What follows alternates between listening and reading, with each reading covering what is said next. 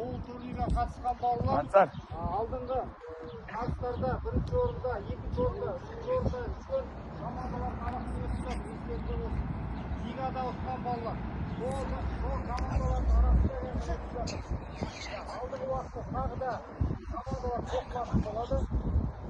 Оған дейін Құдай үлкен жастарын өткізіп болады. Камера выключается, она перегрелась. Марапаттайтын боламыз. Жақсы ойыншыларды және жақсы жеңіске жеткен командалар. Енді бірінші номинациядан бастаймыз. 5-6 сыныптар арасында үздік ойыншы номинациясына ие болған Құрманғазы Нұрдәулет марапатталады.